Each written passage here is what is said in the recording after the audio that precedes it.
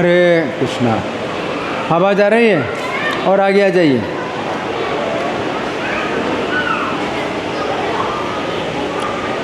बहुत बहुत धन्यवाद।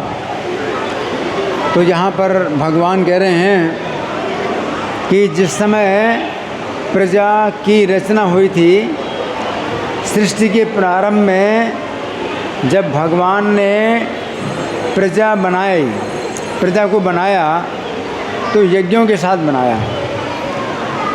मनुष्य का जो जीवन है ये यज्ञ के लिए है। अगर आप मनुष्य के जीवन में यज्ञ नहीं करते, आवाज़ ठीक, इसमें आवाज़ सही है, आवाज़ ठीक नहीं है। हरे कृष्णा, आवाज़ ठीक है। तो मनुष्य जीवन में अगर आप यज्ञ नहीं करते तो आपको फिर मनुष्य जीवन दोबारा नहीं प्राप्त होगा। और यज्ञ कलयुग में जो भगवान ये यज्ञ है ये बहुत आसान है। यज्ञ संकीर्तन प्राय रजंत ही सुमेधसा, कि जिनकी बुद्धि अच्छी होगी, जिनकी बुद्धि शुद्ध होगी, वे भगवान की पूजा संकीर्तन यज्ञ के द्वारा करेंगे। तो भगवान की पूजा संकीर्तन यज्ञ के द्वारा होती है। तो इसको मैं पढ़ के सुनाऊंगा।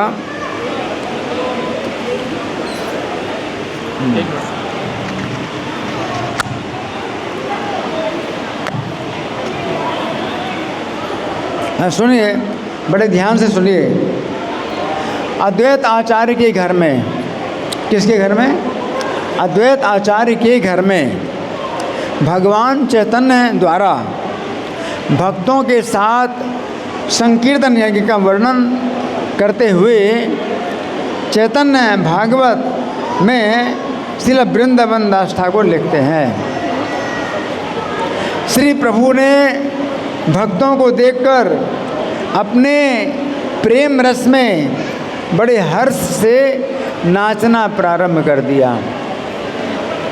भगवान चैतन्य ने बड़े हर्ष के साथ संकीर्तन में नाचना प्रारंभ कर दिया।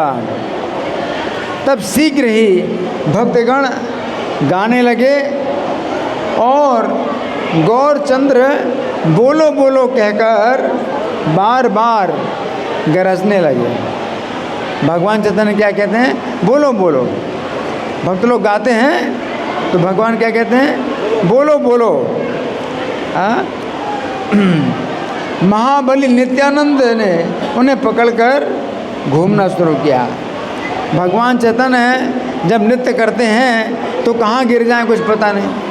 तो नित्यानंद प्रभु क्या करते हैं? हमेशा अपने दोनों हाथों को फैला करके उनको पकड़ना चाहते हैं कि अगर गिरेंगे तो उनको संभाल लें, नहीं चोट लग जाएगी।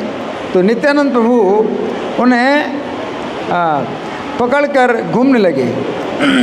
हरि हरि कहकर सब भक्तों ने सिंह की तरह हुंकार किया। सब भक्त क्या कह रहे हैं? हरि हरि।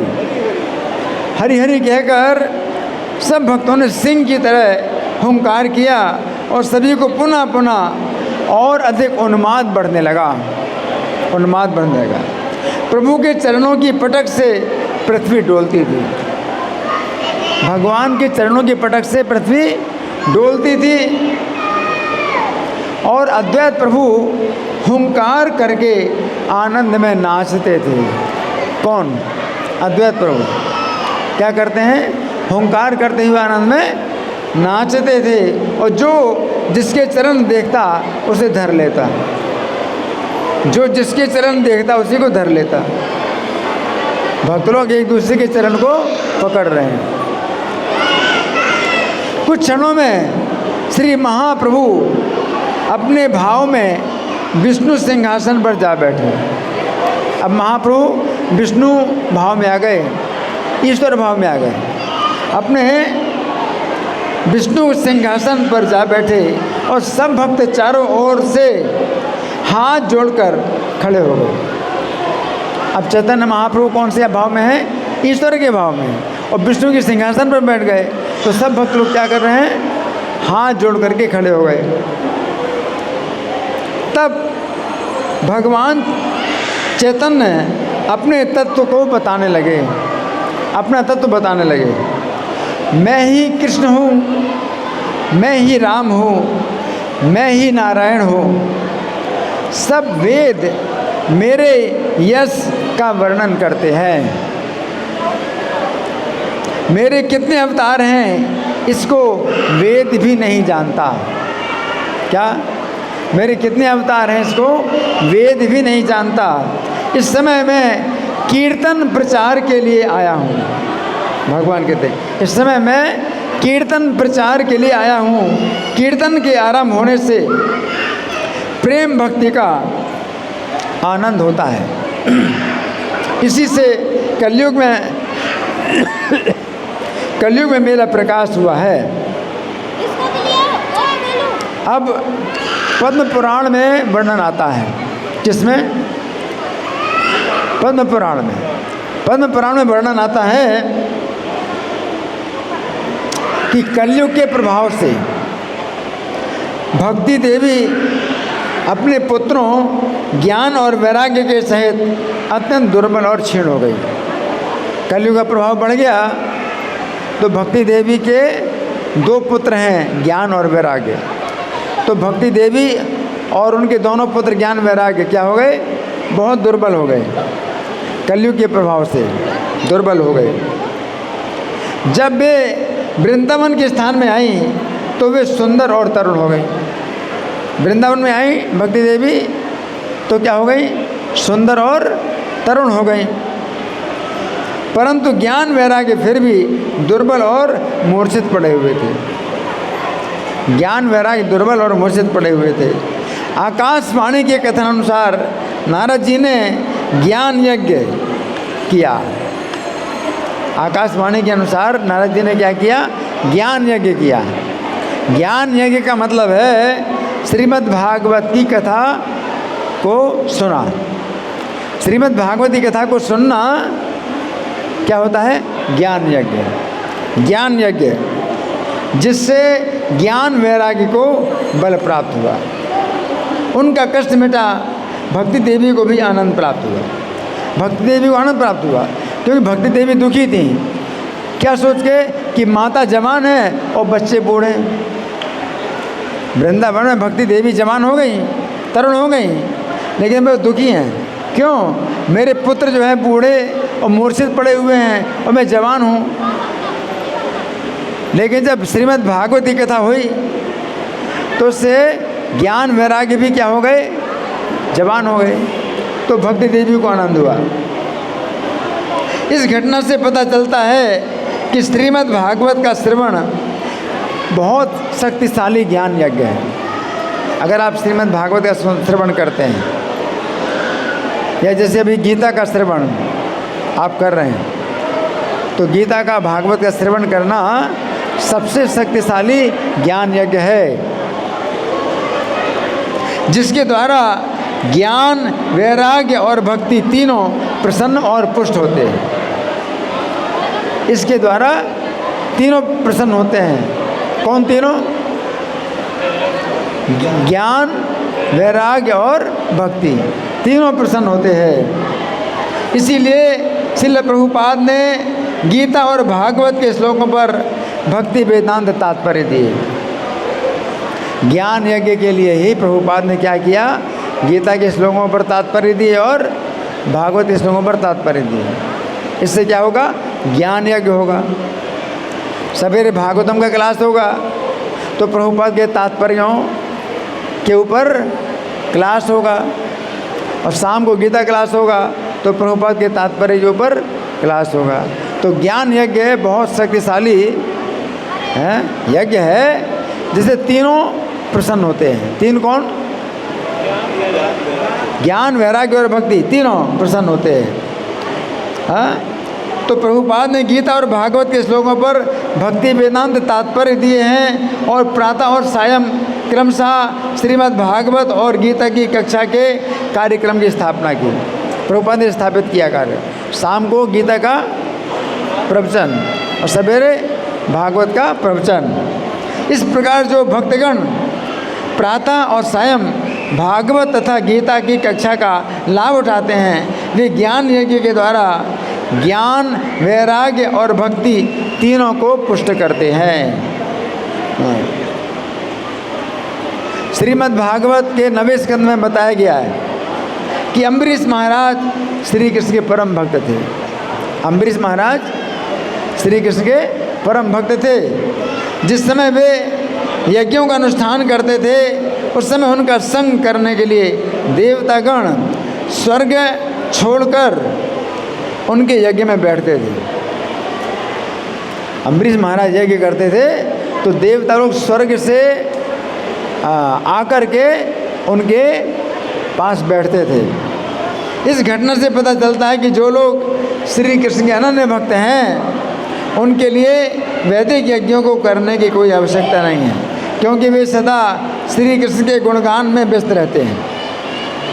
अगर आप हरे कृष्ण मंत्र का जाप करते हैं और श्रीमद् भागवत सुनते हैं, भगवद गीता सुनते हैं, तो फिर आपको वैदिक यज्ञ करने की ज़रूरत नहीं है। वैदिक यज्ञ का मतलब है हवन कुंड में आहुतियाँ डालना। तो हवन कुंड में आहुति डालने की ज़रूरत नहीं है। अगर आप क्या करते हैं, हरे कृष्ण मंत्र का जाप करते हैं और गीता पर प्रवचन सुनते हैं, भागवत पर प्रवचन सुनते हैं, परंतु यदि किसी कारणवश वे वैदिक यज्ञ करते हैं तो देवतागण उनसे प्रभावित होकर स्वयं उनका संग करने के लिए आते हैं।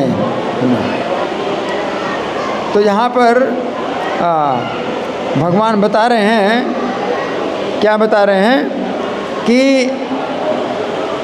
अनेन प्रसिद्धम ऐसे वस्तुष्ट कामधो। इस यज्ञ के द्वारा आप लोग विकसित होंगे। इस यज्ञ के द्वारा आप लोगों का विकास होगा और ये जो यज्ञ है ये तुम्हारी इच्छित कामनाओं को पूरा करेगा, है ना। तो अगर भगवान का आप नाम लेते हैं, अगर आप भगवान का नाम लेते हैं तो हृदय में अगर 100 प्रकार की कामनाएं हों, अगर हृदय में 100 प्रकार की भी कामनाएं हों और इस प्रकार से आप नाम लेते हैं तो 100 प्रकार की कामनाएं पूरी होंगी, है ना। तो भगवान बताते हैं कि यज्ञ के द्वारा मैं उनकी कामनाएं पूरी करूंगा। और जो व्यक्ति यज्ञ नहीं करता, जो व्यक्ति यज्ञ नहीं करता है तो उसका जीवन इस लोक में भी सुखी नहीं है, परलोक में कैसे सुखी होगा। नायम लोकोस्ति यज्ञस्य कुतोन्यः कुरुसत्तम है। जो यज्ञ नहीं करता है तो उसके लिए इस लोक में सुख नहीं है और परलोक में कैसे सुख होगा। आप बात मत करिए, आप बातें मत करिए। अभी मैं जब बोल रहा हूँ, प्रवचन कर रहा हूँ, तो आप बातों में लगे हैं। तो मैं क्या बता रहा था, मैंने क्या बताया? हाँ, इस लोक में उसको सुख नहीं मिलेगा, फिर परलोक में कैसे सुखी होगा। नायम लोकोस्ति यज्ञस्य कुतोन्यः कुरुसत्तम है। और यज्ञ शिष्टा मृता यज्ञ शिष्टा सनासंतो मुच्यन्ते सर्व किल विषय। अगर आप भोजन भी करते हैं तो उसमें भी यज्ञ से शेष बचा हुआ आप भोजन करें, तब आप पापों से मुक्त होंगे। यज्ञ शिष्टा सनासंतो मुच्यन्ते सर्व किल विषय। अगर आप भोजन करते हैं तो यज्ञ से जो बचा हुआ भोजन आप खाएंगे, तब आप संत कहलाएंगे और आप सब पापों से मुक्त होंगे। और भुंजते ते तो गम पापा ये पचन्ति आत्म कारणात्। जो पापी अपने खाने के लिए पकाते हैं तो वे अपना पाप खाते हैं। जो व्यक्ति केवल अपने खाने के लिए पकाता है कि मैं पकाऊंगा और खाऊंगा, तो वो क्या करता है? अपना ही पाप खाता है। पापी, वो पापी है। जो अपने भोजन के लिए पकाता है वो पापी है, और जो भगवान के भोजन के लिए पकाता है, भगवान को भोग लगाता है और फिर उसका प्रसाद पाता है, वो संत है। संत में और पापी में यही अंतर है। जो पापी होता है वो स्वयं भोजन पकाता है और खाता है, तो वो पापी अपने पाप खाता है। और जो संत होता है वो भगवान के लिए पकाता है, भगवान को भोग लगाता है, इसके बाद फिर भगवान का जो उच्छिष्ट खाता है, प्रसाद खाता है, तो वो संत है, सब पापों से मुक्त होता है ना। तो बहुत ही ये जो है आवश्यक है कि आप अपने मनुष्य जीवन में यज्ञ कीजिए, हैं? और यज्ञ करना बड़ा आसान है, कलयुग में यज्ञ करना बड़ा आसान है। अब जो है आपको हवन करने की ज़रूरत नहीं है, आपके पास ये दो कान हैं, पहले से ही हवन कुंड है। ये 2 कान आपके पहले से हवन कुंड बने हुए हैं, तो हवन कुंड बनाने की ज़रूरत नहीं है। और हवन सामग्री भी लाने की ज़रूरत नहीं है, मार्केट से हवन सामग्री लाने की ज़रूरत नहीं है। हवन सामग्री भी आपको अपने मुख से बनानी है।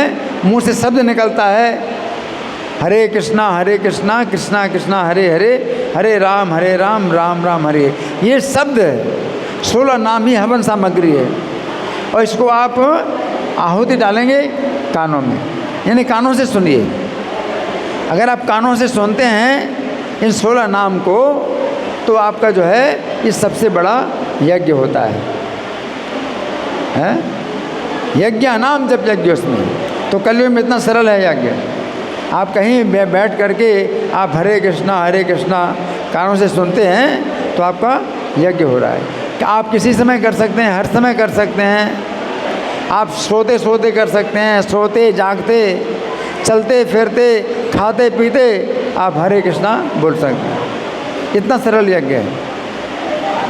और फिर भी लोग जो है नरक जाते हैं। ये कितना बड़ा आश्चर्य है। भगवान का नाम इतना सरल है, आपकी जिह्वा आपके बस में है, फिर भी लोग नरक में जाते हैं। कितना बड़ा आश्चर्य है। हरे कृष्णा बोलने में क्या दिक्कत है? हरे कृष्णा बोलिए, आपका यज्ञ हो रहा है ना। तो इस तरह से जो है भगवान का संदेश है कि आप शास्त्र के अनुसार यज्ञ कीजिए। शास्त्र के अनुसार क्या है? ये 16 नाम का जो महामंत्र है, ये जो है सबसे बड़ा यज्ञ है। हवन कुंड आपके ये 2 कान हैं, और आपको मुख से निकालना है हवन सामग्री और कान में डालना, बस। इसमें आप ही जो है होता भी हैं, आप ही हवन करने वाले हैं, आप ही हैं, आप ही यज्ञ करने वाले हैं, है ना। तो इतना सरल है। आपको किसी को बुलाने की ज़रूरत नहीं कि भाई कोई मंत्र पाठ करेगा। किसी को भी मंत्र पाठ करने के लिए बुलाने की ज़रूरत नहीं है। आप हरे कृष्णा बोलिए। धन्यवाद। ग्रंथराज श्रीमद् भगवद गीता की जय। श्रील प्रभुपाद की जय।